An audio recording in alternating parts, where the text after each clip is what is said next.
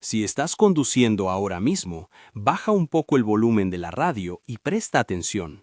No por miedo gratuito, por cuidado.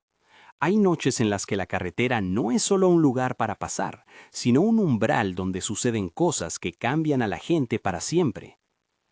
Hoy voy a contarte algunos de esos encuentros que nadie olvida, historias que llegaron por voz de quienes las vivieron, por cartas enviadas al programa, por tardes de pueblo donde todo el mundo guarda un silencio diferente al hablar de la noche. Yo crecí entre camiones. Mi padre trabajaba en rutas largas, de esas que te hacen la piel dura y el alma a la vez un poco más miedosa. Para él, la carretera era su oficio y su confesionario. Para nosotros en casa, la carretera era la fuente de historias que se contaban en voz baja junto a la estufa. Crecí escuchando su voz describiendo paisajes, baches, puntos de referencia que para él eran como un mapa íntimo del país. Lo que nunca escuché fue que una noche de vuelta a casa, esa carretera le devolviera algo que ninguno de nosotros supo explicar. Fue en una entrega pequeña, a un pueblo que quedaba en un cruce de 3 caminos. La jornada terminaba tarde, la luz se fue cerrando y los faros del camión lanzaban 2 tajos de luz sobre la noche. Era un camión de caja abierta, no un tráiler, sino uno de los nuestros, sencillo, cargado con palets y algún que otro saco, con la lona echada por si llovía. Llegamos, descargamos, me tocó ayudarle con las correas mientras el pueblo ya respiraba ese silencio de fin de jornada donde se oye hasta el perro roncar.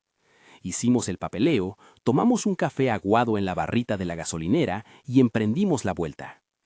Apenas salimos del pueblo, la noche se tragó los faros, la radio del camión empezó a dar estática y la carretera se estiró como una lengua negra.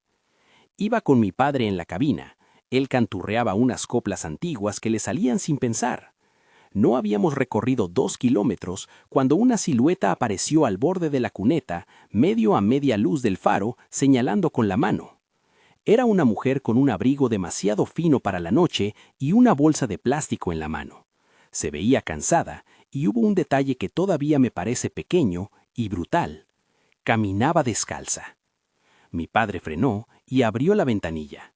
Ella pidió ayuda, dijo que su coche se había averiado más adelante y que su hija estaba enferma. Los viajes largos te enseñan a ser prudente, pero también a ser práctico. Le ofrecimos que subiera. Ella no quiso que la lleváramos al taller, solo quería que la acercáramos a la gasolinera del pueblo para llamar a alguien. Subieron la madre y la niña. Luego, desde la sombra de un grupo de árboles, emergió un chaval enorme, alto para su edad, con manos grandes y una manera de mirar que no encajaba. Dejó que la mujer subiera primero y luego se subió él, como si no pesara. Quedó de pie en la caja porque no había sitio y miró fijamente hacia adelante como si viera algo que nosotros no veíamos. El viaje siguió.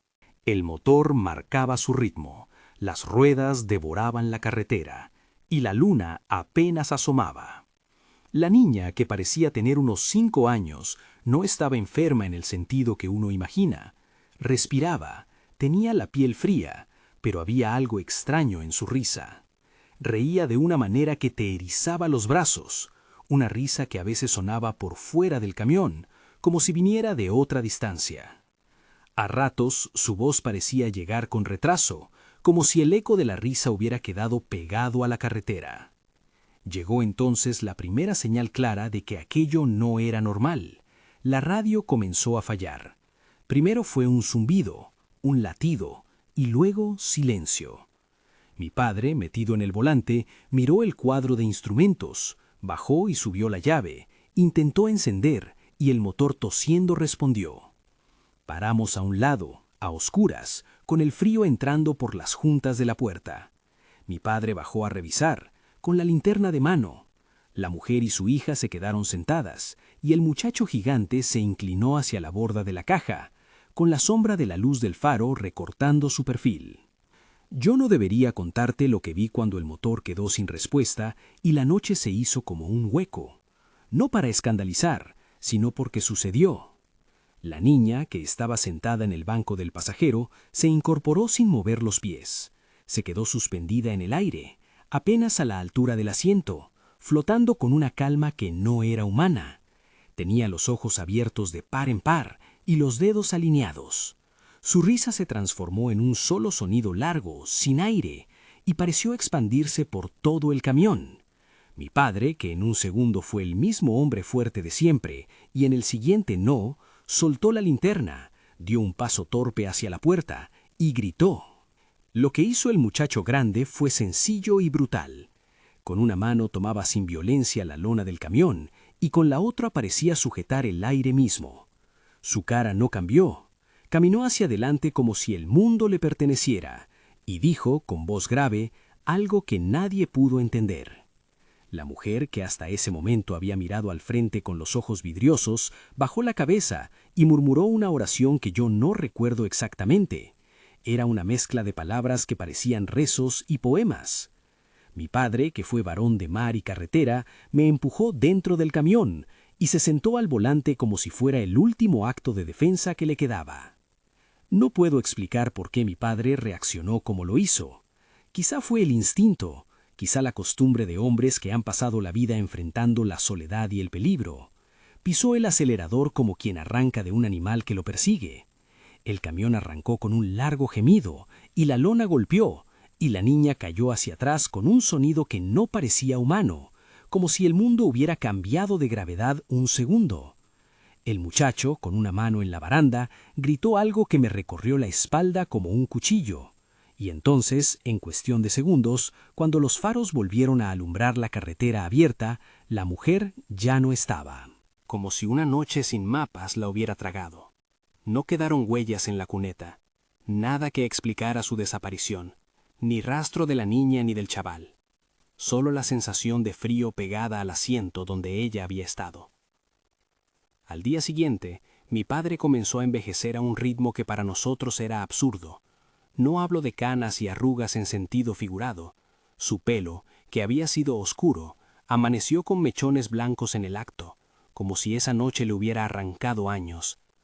Volvió a las rutas, pero ya no canturreaba. Miraba las cunetas con una atención que no le pertenecía. No dijo mucho sobre lo ocurrido. Siempre fue hombre de pocas palabras, pero de las pocas que pronunció, hubo una que grabamos. Me dijo, hay caminos que no te devuelven lo que te llevas. No explicó nada más. Con el tiempo, el silencio se convirtió en su compañía y la carretera en una memoria que cruzó por nuestras vidas como un animal que pasa por la noche. Después de ese primer relato, que me lo contó muchas veces mi padre, con más detalles en la tercera o cuarta vez, menos cuando le pesaba recordar, la gente del pueblo contó otras cosas. Dicen que la mujer aparecía y desaparecía con la luna nueva. Dicen que algunas noches, en la cuneta, se veían pequeñas huellas de pies descalzos que se perdían en la oscuridad sin sentido. Los mayores ponían velas en las ventanas y los camioneros evitaban esa ruta cuando podían. Todo quedó en murmullos y en miradas largas cuando pasabas por la barra del bar. Esto no es una novela, así me lo contaron. Lo que puedo hacer es dejarte la sensación que se queda. La carretera, cuando se eclipsa la ciudad, guarda presencias que no se explican con palabras comunes. Mi padre se quedó con un miedo calmo pero afable. No era del tipo que te paraliza por completo, sino de ese que te obliga a mirar siempre por los retrovisores. Si te interesa este tipo de historias, si la noche te atrae y te inquieta a partes iguales, hazme un favor, suscríbete al canal o al podcast. Aquí traemos relatos como este, de gente que va y viene por las carreteras y que a veces regresa con más preguntas que respuestas. No te pido más que eso. Volveremos con otra historia que merece ser escuchada. La siguiente historia me la dejó una oyente, Teresita. Ella es de esas vecinas que aprietan las manos cuando reza y que a la vez no duda en llamar a la policía si pasa algo extraño. Teresita es sencilla, de voz cálida, y una tarde me dejó un mensaje para el programa. Lo escuché en la cabina del estudio y su relato me pegó al asiento. Hablaba de su marido camionero, al que ella llamaba el gordo con cariño, porque así lo ha conocido todo el vecindario. Su marido, me dijo, había recibido amenazas. No eran historias de carretera exactamente, sino amenazas humanas, de las que se cruzan en la vida y que se mezclan con lo espiritual para formar algo que la gente no sabe muy bien cómo nombrar. Teresita contó que los hombres llegaron primero en motocarros y luego con coches prestados de madrugada. Dejaban una tarjeta doblada en la puerta, Un aviso sin firma. La casa no es lugar seguro para tu marido, decía una de esas notas, según contó. El gordo, que había pasado años conduciendo por rutas de carga pesada, empezó a sentir que no solo la carretera le robaba la calma. Vivir con la amenaza es aprender a verificar cada sonido. Las ruedas que pasan, una cadena que cae, el crujir de las vigas en la noche. Y cuando hay miedo de los otros, gente con intenciones malas, la comunidad se mueve de otra manera. En el barrio de Teresita hay costumbres viejas. Cuando el peligro toca la puerta, la gente prende velas, se reúnen en la sala de la casa y alguien reza a San Pedro, que en la tradición popular se considera protector de quienes caminan y trabajan con la noche. No lo hacen como una religión de catecismo intenso, lo hacen como quien se toma algo que calma la mano y la mirada. Las vecinas llevaron velas, una medalla, algunos rezos que aprendieron en la infancia, y más de uno dejó una rama de romero en el umbral. Todo eso, según Teresita, construía una especie de muro de presencia humana alrededor de la casa. Lo que ocurrió una noche concreta fue lo que la convirtió en la voz que hoy me dejó el mensaje. Esa noche, mientras prendían las velas y repetían oraciones, 2 hombres quedaron a vigilar a distancia. No eran desconocidos, según cuentan. Se trataría de sicarios que trabajaban por encargo y que se movían con un sigilo profesional. Se sentaron en su coche, mirando la casa como quien espera que algo caiga en una trampa. Las horas se hicieron largas. Teresita, en su relato, repetía la palabra agujero para describir ese lapso. Un agujero en la noche donde todo lo posible parecía poder suceder. Poco antes del amanecer, cuando las velas ya estaban bajas y el cansancio pesaba en los hombros de las vecinas que no se movieron de la sala, uno de los hombres que vigilaban se levantó y salió a fumar. Se acercó a la puerta y tocó el timbre con delicadeza, como quien prueba un hueco. Nada pasó. La policía, según Teresita, llegó en el momento menos esperado, no por la casualidad, sino por una denuncia anónima de alguien del pueblo que no quería exponerse. Los hombres que estaban al acecho fueron rodeados, y a pesar de que algunos vecinos creyeron ver manos que intentaban desaparecer en la oscuridad, la intervención impidió que lograran entrar. En su mensaje, Teresita no decía que las oraciones hubieran movido las ruedas del coche patrulla, decía otra cosa. Creímos que la presión de toda la gente y las oraciones avisaron a quien tenía que avisar, y eso para los que estaban allí fue suficiente. Una certeza íntima, no demostrable, de que la comunidad de velas y rezos había hecho que los ojos del pueblo se mantuvieran atentos. Para ellos, aquello parecía una intervención de algo mayor, o quizá la fuerza de la dignidad compartida. El gordo salió de esa con la sensación de haber sido tocado por un ángel o por la casualidad más benigna. Nadie tiene pruebas, solo la memoria del miedo pasado convertido en agradecimiento. Teresita me contó cómo, después de los hechos, su marido volvió a la carretera con la misma cautela, pero con una devoción nueva hacia los pequeños objetos que en estos relatos se convierten en amuletos.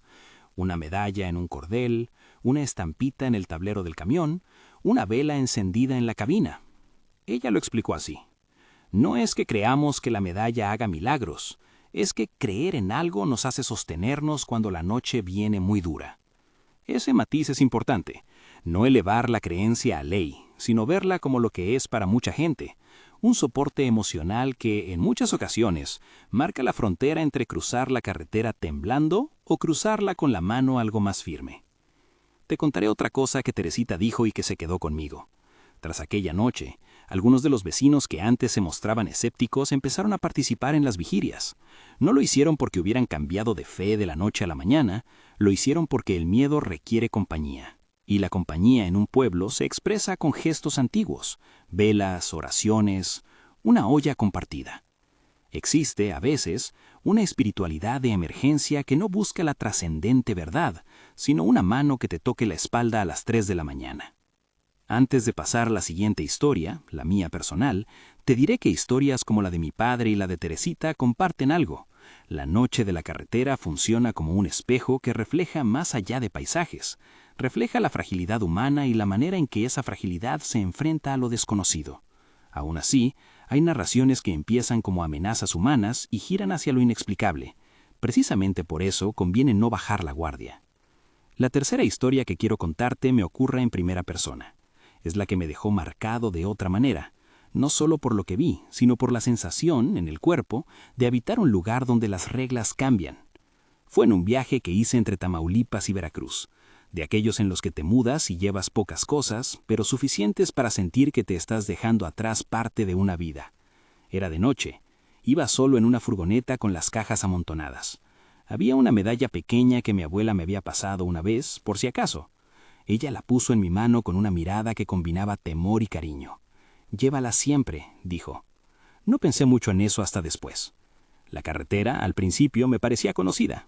Tenía señales que reconocí y un mapa mental hecho de luces de postes y de nombres de localidades. Sin embargo, en un cruce mal indicado, me desvié. Era una salida que no aparecía en los folletos de la ruta, una carretera comarcal que se internaba en cerros bajos y en bosques de matorral. Al principio pensé en volver, pero la noche tenía un cansancio que te empuja a seguir. Probablemente fue un error de cabezonería o una apuesta a llegar más rápido. El resultado fue que me perdí en una red de caminos sin GPS y con la señal del móvil como si alguien la hubiera cortado. Cuando la oscuridad empezó a hacer su trabajo, noté algo. La medalla que había llevado en el bolsillo dejó de darme esa seguridad pequeña y constante. Se me quedó fría. De pronto sentí que había perdido la protección que creía llevar. No sé cómo explicarlo mejor que con esa palabra, la sensación de que ya no estaba cubierto.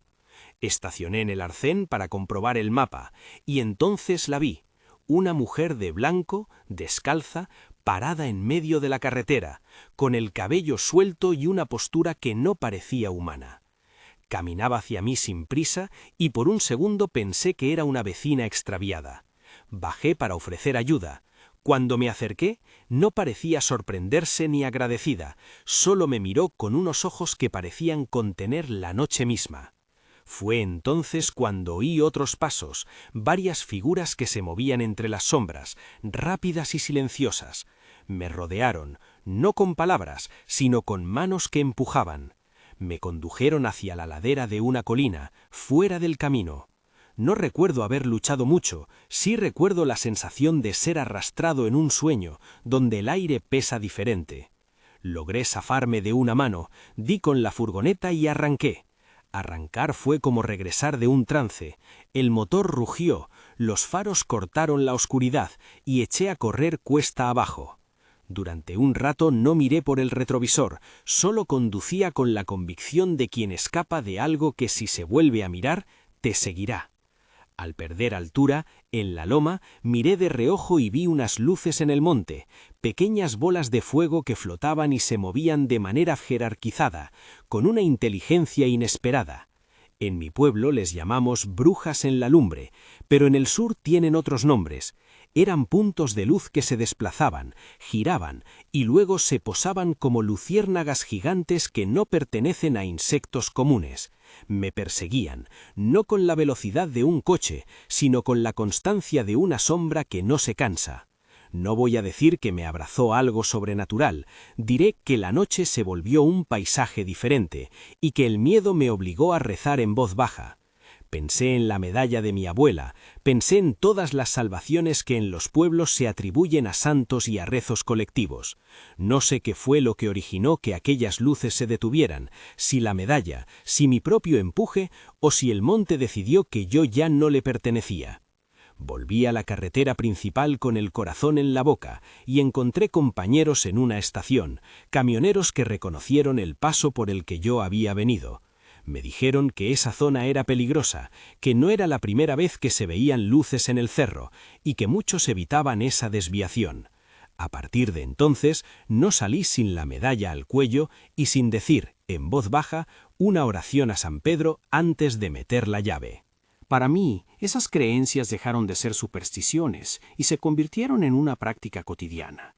No porque fuese más real lo que rezaba, sino porque la repetición me dio un punto de anclaje en la noche. Quiero parar aquí por un momento y decirte algo. Estos relatos no se cruzan siempre en la misma línea. Algunos mezclan lo humano y lo extraño, otros solo se quedan en una línea entre nosotros y algo que no entendemos. Lo que sí comparten es la manera en que, después de vivirlos, las personas cambian su relación con la oscuridad. Algunos cambian el timbre de su risa, otros cambian la dirección de su mirada. En mi caso, la medalla de mi abuela dejó de ser un adorno y pasó a ser un acto de fe cotidiana. Si al escuchar esto te han entrado ganas de compartir algo que te sucedió en la carretera, un susto, una luz, una presencia, guárdalo. Cuéntalo a alguien de confianza o deja un mensaje. Las historias como estas no mueren, se transforman. Aquí, en el programa, recogemos relatos y los ponemos en la mesa nocturna para mirarlos con cuidado. Pero antes de que sigas conduciendo por estas carreteras de palabra, quiero dejar una imagen. La de la mujer descalza, la niña suspendida sobre el asiento, la medalla fría en el bolsillo. Hay momentos donde te queda claro que la noche tiene memoria. Ahora, tal y como me lo contaron, hay detalles que no he cerrado en esta narración. No explicaré cómo se marchan las figuras que aparecen en la cuneta, ni afirmaré que las oraciones hicieron que la patrulla llegara a tiempo. Lo que sí puedo garantizarte es que las consecuencias de estas noches persisten. Personas que volvieron al volante no fueron las mismas, despertaron con la voz rota o con un silencio que pesa. Hay decisiones pequeñas que se vuelven enormes. No tomar esa salida, estacionar con las luces encendidas, aceptar llevar a un desconocido o negar la ayuda. Cada elección deja una huella. Y queda, todavía, la historia de Teresita abierta en tu oído. La parte en la que los hombres esperaban en su coche, la vigilia de velas y la llamada anónima que podría haber salvado la noche o ser una coincidencia de policías y noches largas. Hay un punto en esa historia donde la tensión alcanza la cresta y donde la comunidad se presenta como defensa y como oración. Pero no te la voy a cerrar ahora. Prefiero que la dejes girando un poco en la cabeza mientras sigues escuchando el ruido de los neumáticos imaginarios contra la gravilla de la cuneta. Hay más relatos, más noches, y en las próximas emisiones te traeré lo que ocurrió después de que la patrulla se acercara. Por ahora, mantén las manos en el volante y la atención en la carretera. No porque esperes ver algo, sino porque hay noches que te exigen más cuidado que otras. No pasó mucho tiempo hasta que la historia de la velada en casa de Teresita dejó de ser solo un rumor en el bar y se convirtió en algo que la gente comentaba en voz baja cuando la noche caía. Los agentes hicieron su trabajo. Tomaron declaraciones, revisaron huellas, encontraron el coche que varios testigos habían visto merodear y, según los vecinos, pidieron discreción para no espantar a quien pudiera aportar más pistas. Los hombres que vigilaban aquella noche fueron detenidos a unas horas de distancia, no por manos invisibles ni por milagros declarados, sino por llamadas anónimas y por la velocidad con la que un pueblo se negó a quedarse callado. Así lo contó Teresita. No buscó que yo lo proclamara como evidencia divina, simplemente quiso decir que en medio del miedo la gente se unió y eso tuvo un efecto. Después de aquello, en el vecindario se instauró una costumbre nueva. No todas las noches, pero sí en las fechas que recordaban lo ocurrido, las vecinas se juntaban a las 11 con una taza de café o un vaso de vino y encendían una vela en el umbral. No lo llamaban rito solemne, lo llamaban cuidado. El gordo volvió a las rutas, con la medalla en el cuello y la mirada más cautelosa, pero también con una calma distinta cuando aparecía un compañero en la parada y le ofrecía tabaco y una charla larga. Los camioneros se reconocen así, por cómo se sostienen mutuamente en lo que no se puede explicar. Hubo reacciones más pequeñas, casi íntimas. Un muchacho que cargaba palets en el taller me dijo que tras aquellos sucesos dejó de burlarse de las supersticiones del pueblo. No creía en medallas ni en velas, me dijo, hasta que vi cómo todos se quedaban despiertos por tu gente. Aquello importó. Otra camionera, que acostumbraba a llevar una estampita en la guantera como recuerdo de su madre, me confesó que empezó a hablarle a la estampita antes de arrancar. No porque creyera que la estampita era un argumento irrefutable contra el peligro, sino porque la acción le devolvía una mano amiga en la soledad de la carretera. Y, como suele suceder, la historia de la niña levitante y la mujer descalza no quedó aislada. Empezaron a llegar más relatos al programa. Un conductor que siempre tomó la misma ruta nocturna me llamó una madrugada para relatar cómo una noche de lluvia su camión se quedó sin luces mientras cruzaba un tramo de curvas.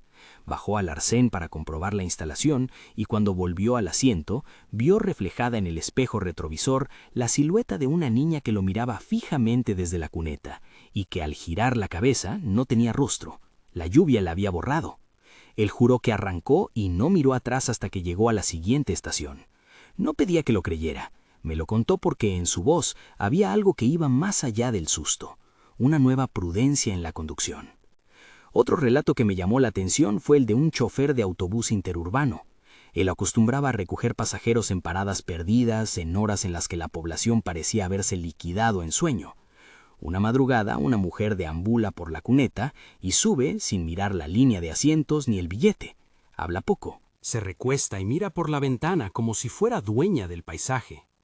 A mitad del trayecto pide bajar en una desviación donde solo hay maleza. Él frena, la deja bajar y cuando mira por el espejo para comprobar que no ha caído, ve que no hay nadie en la cuneta. El pasajero que dormía en la segunda fila dice que en el instante en que el autobús arrancó, oyó un crujido de ramas y una risa que no provenía de la carretera ni del interior del vehículo. El chofer empezó a llevar siempre una pequeña cruz en el tablero. Por si acaso, dijo en tono de broma. La broma no era tal. Entre los relatos volvió a aparecer la imagen de las bolas de fuego en los cerros.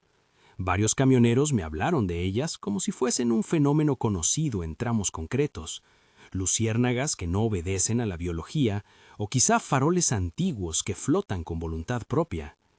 Un señor mayor que se gana la vida cargando leña en un remolque me contó que cuando era joven vio una procesión de luces subiendo la loma como si fueran bengalas de un cortejo ancestral. Desde entonces, cada vez que pasaba por ahí, notaba un cosquilleo en la nuca que lo invitaba a no detenerse. Otro conductor, con la cara curtida y las manos callosas, me dijo que esas luces lo habían seguido 1 kilómetro entero hasta la gasolinera. No era cosa de animales, añadió. Era otra cosa que no se cansa. Y con eso cerró la historia, como quien pronuncia una sentencia sobre algo que no tiene sentencia. Hay quienes buscan explicaciones: electromagnetismo, cansancio, alcohol, farsas. No es mi trabajo desmontarlas. Mi trabajo es dar voz a quienes las vivieron y dejar que la incertidumbre permanezca. Es importante decirlo. Muchas de estas noches tienen puntos en común con la fatiga, la soledad y la sugestión. Otros puntos no se explican tan fácilmente. En la narración que me dejó la hija de un camionero, por ejemplo, hay un detalle de lo que la fe popular organiza. Después de que su padre pasara por una experiencia que nadie comprendió, la familia organizó una visita a la iglesia del pueblo para bendecir el camión. No afirmaron que la bendición curó nada.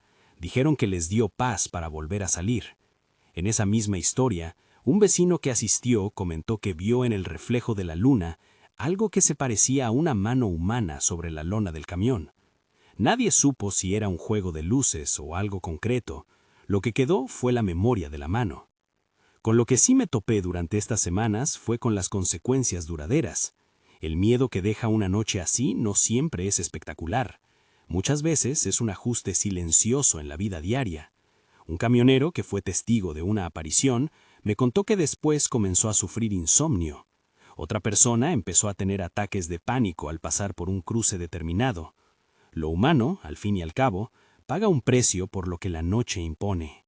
Hay historias en que el cambio es físico, otras donde es puramente emocional. El rechazo a coger una salida, el hábito de preguntar siempre por la compañía en la cabina, la costumbre de no contestar a extraños en la gasolinera. Volvamos a la carretera donde todo comenzó para mi familia. Con el tiempo, la gente dejó de evitar el tramo con tanta aversión, pero nadie lo transitaba con la naturalidad de antes. Se volvió un punto de respeto. Los forasteros que pasaban rápido no notaban la diferencia. Los habituales la llevaban consigo, como quien porta una cicatriz que no se muestra.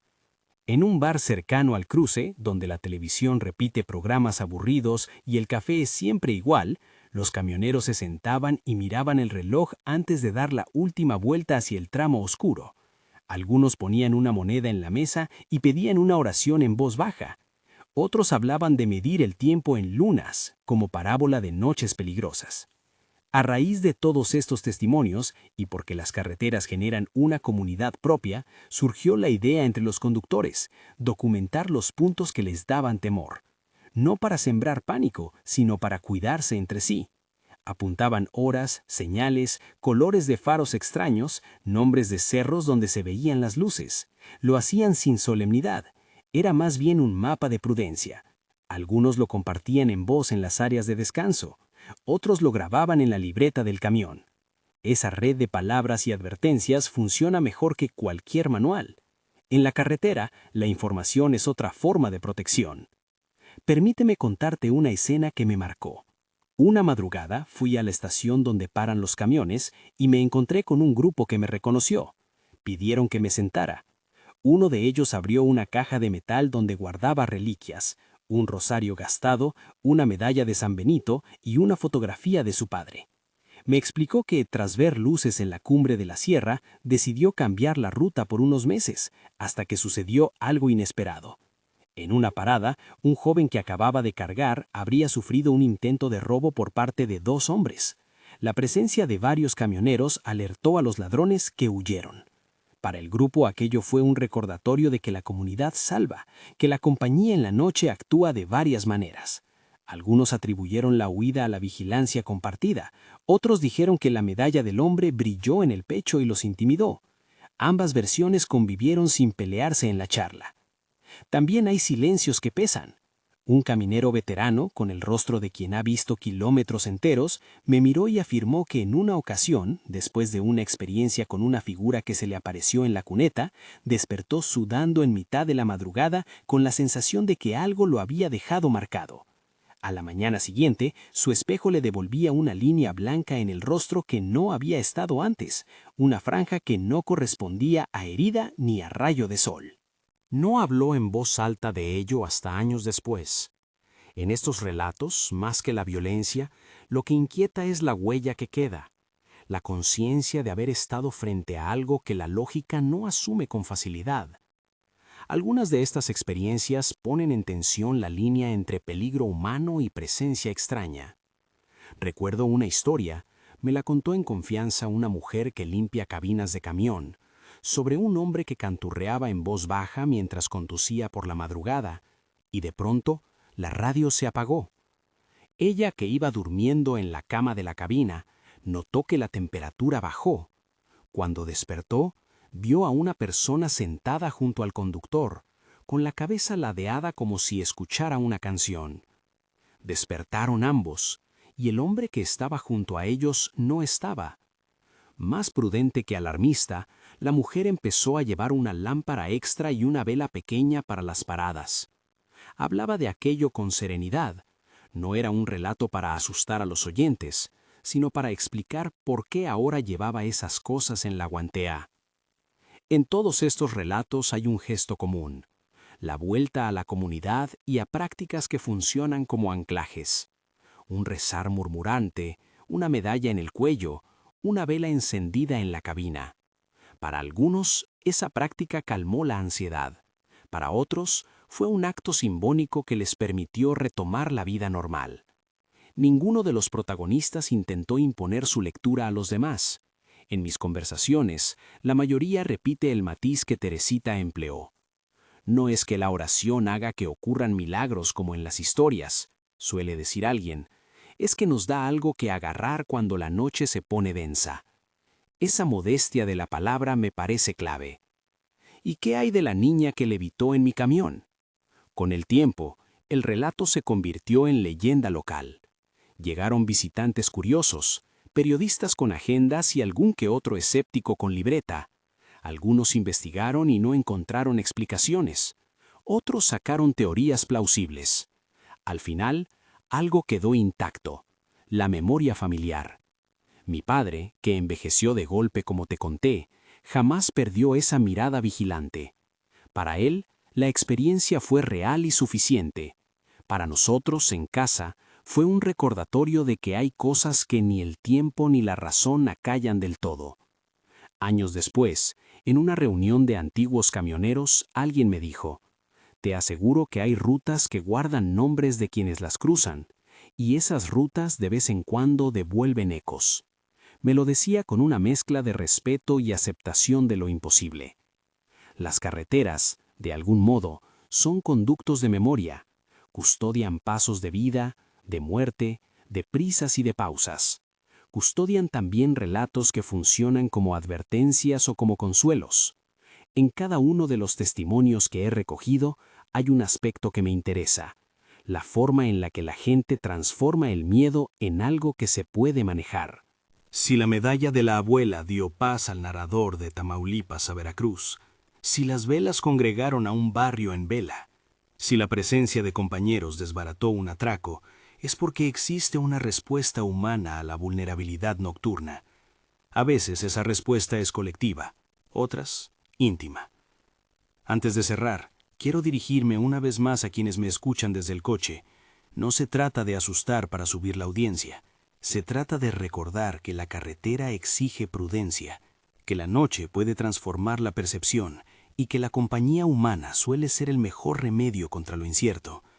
Si pasas por un tramo que te pone los pelos de punta, sal con luz y compañía. Si ves a alguien en la cuneta que parece extraviado, atiende con cuidado y sentido común. Si eres de los que viaja solo, considera llevar algo que te dé consuelo, una medalla, una fotografía, una llamada programada, no porque esos objetos aseguren nada, sino porque sostienen. He oído muchas historias desde aquel primer relato de mi padre. Las he guardado, las he pasado por el tamiz del respeto y las he puesto sobre la mesa del programa para que otros las oigan, las cuestionen o las tomen para sí. Algunos relatos quedarán sin explicación, otros encontrarán respuestas en la charla de un taller o en la pericia de un mecánico. Lo que no cambia es el sentimiento. La carretera por la noche es un umbral. Hay noches en las que las cosas que no solemos ver parecen más presentes. Otras veces, lo que sucede es la suma de miedos y coincidencias. En ambos casos, la recomendación es la misma: circular con atención. Si estas historias te han quedado resonando y quieres contarnos algo tuyo, háznoslo saber. Deja tu relato en los comentarios, graba un mensaje de voz o mándanos un correo. Compartiremos las mejores voces en próximas emisiones, porque las carreteras siempre nos siguen trayendo relatos que no se olvidan. Y si conduces ahora, ajusta el volumen y mira por el retrovisor de vez en cuando, no para buscar lo imposible, sino para recordar que a veces no estamos solos en la noche. Los relatos paranormales que jamás olvidarás de las carreteras continúan circulando entre el óxido de los remolques, el crujir de la lona y la luz temblorosa de una vela en un umbral. No busques certezas donde hay memorias. Busca compañía, cuidado y el hábito de volver a contar lo que pasó. Eso, al fin y al cabo, es lo que nos salva más a menudo: la palabra compartida, la vigilia de la comunidad, la historia que se repite y que obliga a otros a mirar con más atención. Nos escuchamos en la próxima emisión. Si quieres que tu testimonio aparezca aquí, cuéntanoslo. Las carreteras siguen hablando y todavía tienen historias que no se olvidan.